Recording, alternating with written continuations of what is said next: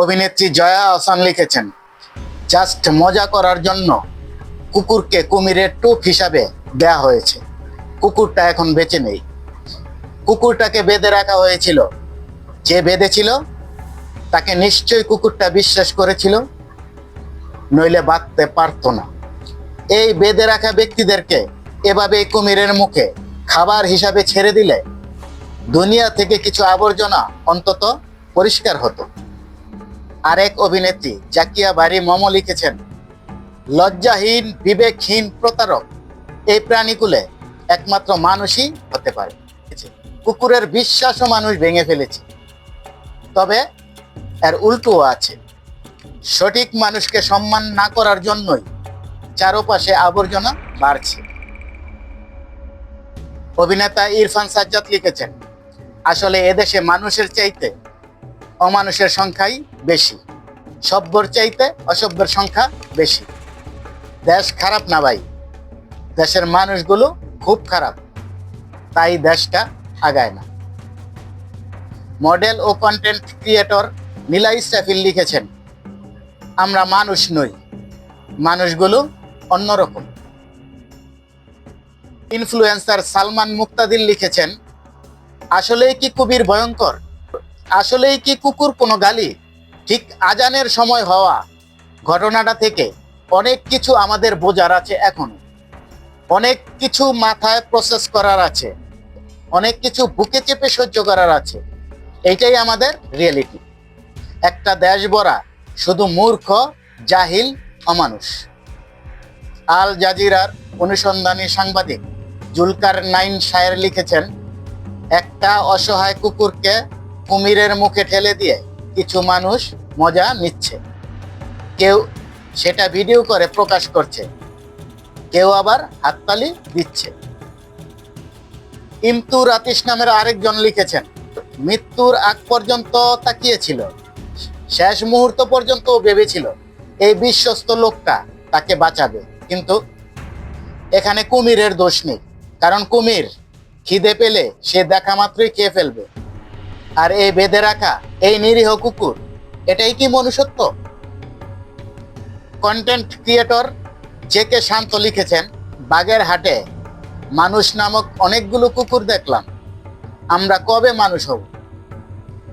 সুনীল গঙ্গোপাধ্যায়ের উদ্ধৃতি টেনে পাবলিক ভয়েস লিখেছেন, আমি মানুষের পায়ের কাছে কুকুর হয়ে বসে থাকি তার ভেতরের কুকুরটাকে দেখব বলে। কারাগার নামক আইডির স্বত্বাধিকারী লিখেছেন, জাস্ট মজা করার জন্য কুমিরকে খাওয়ানো হলো জীবন্ত কুকুর। আমরা মানুষ হব কবে? যত সব গণ্ডমূর্খ, হিপোক্রেট আর হিংস্র অমানুষ দিয়ে ভরে গেছে এই দেশটা। নারায়ণগঞ্জ সিটি নামক আইডি লিখেছেন, বাগেরহাটের কুমির কুকুরের ভিডিওটা দেখে চোখে পানি চলে আসলো।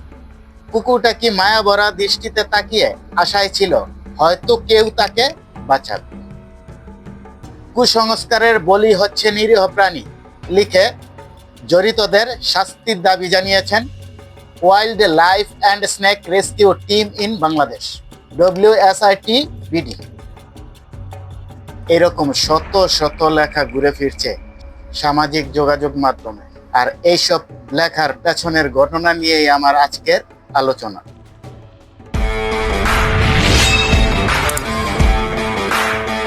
বাগেরহাটের ঐতিহাসিক খান জাহান আলী রহমতুল্লাহ আলাহের মাজার সংলগ্ন দিঘির ঘাটে পড়ে থাকা একটি কুকুরকে টেনে নিয়ে যাচ্ছে ওই দিঘিতেই বাস করা একটি বিশাল কুমির। এইরকম একটি ভিডিও ছড়িয়ে পড়েছে সামাজিক যোগাযোগ মাধ্যমে। এরপর থেকেই ভিডিওটি নিয়ে শুরু হয়েছে নানা আলোচনা সমালোচনা। তারই সাথে ঘুরতে শুরু করেছে গুজবের ইঞ্জিন। বিষয়টিকে নিয়ে যে যার মতো করে নিজ নিজ অভিব্যক্তি প্রকাশ করছে। ঘটনা সম্পর্কে একজনের সাথে আরেকজনের ভিন্ন মত থাকলেও আসলে ঘটনাটি কি ঘটেছিল সেটা আমাদেরকে জানতে হবে। আর সেটা জানতে হলে আমাদেরকে সামাজিক যোগাযোগ মাধ্যমে ছড়িয়ে পড়া ভিডিওটি আগে দেখতে হবে। আসুন ভিডিওটি দেখি। একটা অসহায় কুকুর, তার দিকে আসছে বিশাল সাইজের এক কুমির, কিন্তু কুকুরটা নড়ছে না, ডাকছে না, শুধু অসহায়ের মতো চেয়ে আছে। দৃশ্যটা দাঁড়িয়ে দেখছে শতাধিক মানুষ। কেউ কেউ মোবাইলে ভিডিও করতে ব্যস্ত। কুমির এসে কুকুরটাকে টেনে নিয়ে যায়। ভিডিওটিতে দেখা গেল দিঘির ঘাটের সিঁড়িতে বসে আছে একটি অসহায় কুকুর, যার দিকে এগিয়ে আসছে একটি বিশাল কুমির।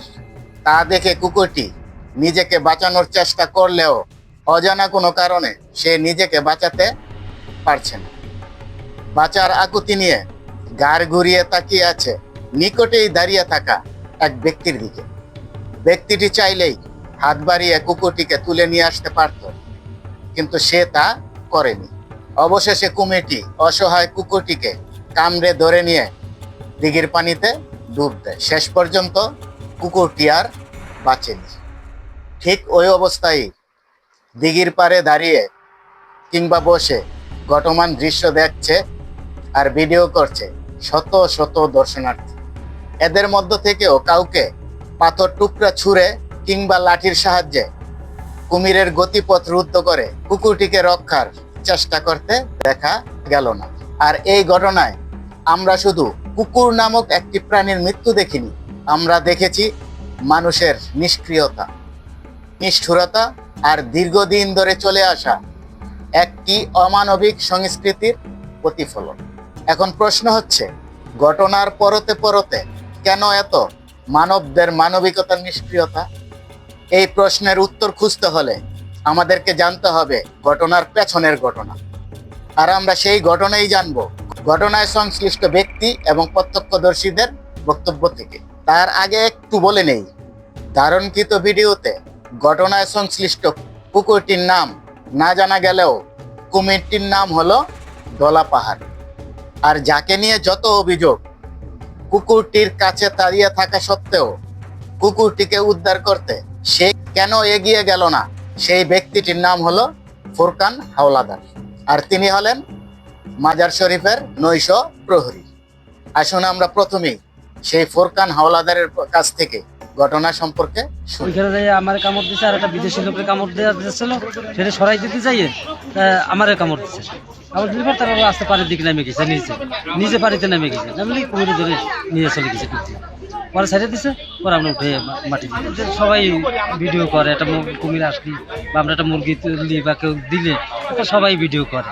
তার বলা কথার সত্যতা যাচাই করতে আমরা এবার মাজারের দিঘি সংলগ্ন মহিলা দোকানদার বিনা খাতুনের মুখে ঘটনার বিস্তারিত শুনব। কুকুরটা 7 জন মানুষ কামড়াইছে, বিদেশি লোকজন, ছোট একটা বাচ্চা 3 বছর একটা বাচ্চাকেও কামড়াইছে। দোকানে বসে চা খাচ্ছিল এবং ঘুরে ঘুরে মানুষ কামড়াচ্ছিল। ওই মুহূর্তে আবার ওই পানিতে লাফাই পড়ছে নিজে কুকুর, ওই মুহূর্তে আবার কুমির চাপা দিচ্ছে। এখানে কোনো লোক কুকুরকে বেঁধেও দিনে, কেউ দাবরও দিনি, কেউ ফেলেও দিনি। এই যে কথা বলতেছে মানুষ, বিভিন্ন রকমের নিউজ আসতেছে, কুত্তা হাত পা বেঁধে ছেড়ে দিছে, সম্পূর্ণ এরা ভাইরাল হওয়ার জন্য দিচ্ছে। এটা সম্পূর্ণ একটা বানোয়াটি কথা। এই জানি এইসব গুজব করতে না পারে, এটা আমরা আসলে মানুষের ওদেরকে নিন্দা জানাই। এবার আমরা সেখানকার স্থানীয় বাসিন্দা এবং খাদেম, যিনি খাবার প্রদানের মধ্য দিয়ে দলা পাহাড় নামক সেই কুমিরটির সাথে গড়ে তুলেছেন গভীর সখ্যতা, সেই মেহেদি হাসানের বক্তব্য শুনি। বন্ধুত্ব বা সখ্যতার জায়গা থেকে এটা আসলে এইখানে অন্য কারোর সাথে নাই। আর আমি আমার ব্যক্তিগত অর্থায়নে কুমিরকে খাওয়ানোর চেষ্টা করি, সবসময় কুমিরকে খাওয়াই।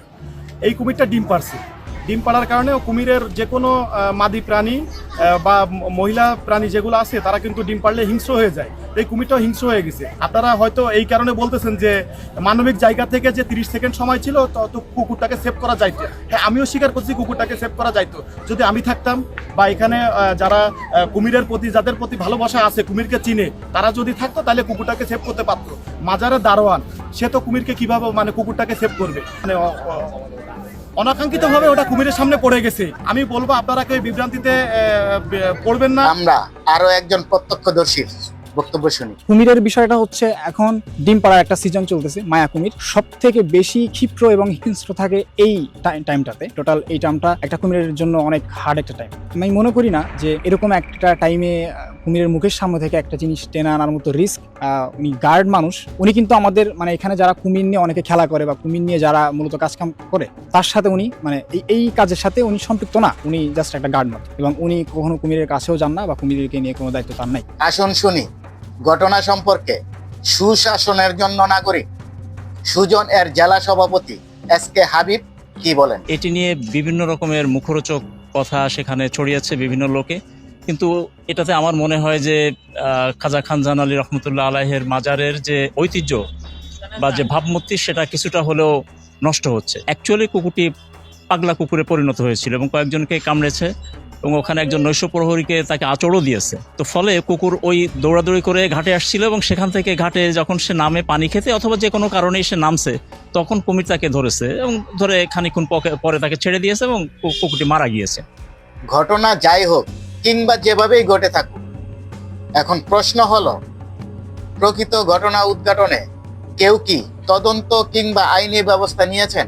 আসুন শুনি এ ব্যাপারে বাগেরহাট জেলা প্রশাসক কি বলেন। এটা আমরা সামাজিক যোগাযোগ মাধ্যম থেকে জানতে পারি এবং ভিডিও ফুটেজ থেকে দেখি যে গত 8 এপ্রিল অপরাহ্নে একটি কুকুরকে খানজাহান আলী মাজারের সংলগ্ন যে ঠাকুর দিঘি সেখানে কুমির তাকে টেনে নিয়ে যাচ্ছে। পরবর্তীতে অনুসন্ধান করে আমরা যেটা জানি যে একটি জলাতঙ্কগ্রস্ত কুকুর যে অত্যন্ত অসুস্থ ছিল, এটি কোনোভাবে ঘাটের কাছে চলে গিয়েছে এবং কুমির তাকে টেনে নিয়ে যায় এবং তাকে হত্যা করে এবং তার লাশটি আবার পাড়ে আসে। পরে এখানে মাটি চাপা দেওয়া হয়। পরবর্তীতে আরো অনুসন্ধান করে আমরা জানতে পারি যে কুকুরটি কয়েকজনকে ইতিমধ্যে কামড়ও দিয়েছিল এবং সেই কুকুরটিকে মাটি চাপা দেওয়া হয়। তো বিষয়টি নিয়ে সামাজিক যোগাযোগ মাধ্যমে যেহেতু বেশ আলোড়ন তৈরি হয়েছে, আমরা এটি তদন্ত করার জন্য আমরা উপজেলা নির্বাহী অফিসার সদর উপজেলার প্রাণী সম্পদ কর্মকর্তা এবং সদর কোতোয়ালি থানার ভারপ্রাপ্ত কর্মকর্তাকে দিয়ে একটা তদন্ত কমিটি করে দিয়েছি। উপজেলা প্রাণী সম্পদ কর্মকর্তা আমাদেরকে প্রাথমিকভাবে জানিয়েছেন যে কুকুরটি জলাতঙ্কগ্রস্ত ছিল, কিন্তু এটিকে কুমিরের দ্বারা এটিকে হত্যা করার উদ্দেশ্যে বা অন্য নৃশংসতার জন্য কেউ পানিতে ফেলে দিয়েছে কিনা এই বিষয়টি আমরা খতিয়ে দেখছি এবং আমরা মাজারের যে খাদেম যারা আছেন তাদেরকে ইতিপূর্বে বলে দিয়েছি যে কোনো জীবন্ত প্রাণীকে যেন কুমিরের কাছে দেয়া না হয় খাবার হিসেবে, এবং এ বিষয়ে আমরা সতর্ক আছি। এছাড়া শহরে কুকুরের যেন জলাতঙ্ক প্রতিরোধে ভ্যাকসিনেশন দেন সে বিষয়েও আমরা প্রশাসক বাগেরহাট পৌরসভাকে আমরা যথাযথ নির্দেশনা দিই। পরিশেষে ভিডিওর উপসংহারে প্রশ্ন একটাই, ঘটনায় কারো গাফিলতি কিংবা অবহেলায় অপরাধের উদ্ভব ঘটে থাকলে এই অপরাধের বিচার হবে তো? ন্যায় বিচারের ঘূর্ণায়মান ধারায় ঘটনায় দোষীদের কঠিন শাস্তি হওয়া উচিত, না হলে আমরা মানুষ বলে নিজেদের দাবি করার অধিকার হারাবো। কেননা বাগেরহাটে যা ঘটেছে সেটি একটি ঘটনা, এটা মানবতার মুখে চপেটাঘাত। তাই তো শেষে মির্জা গালিবের ভাষায় বলতে হয়, মানুষ হওয়া সহজ কিন্তু মানবিক হওয়া খুব কঠিন। আজ এ পর্যন্তই। আল্লাহ হাফেজ।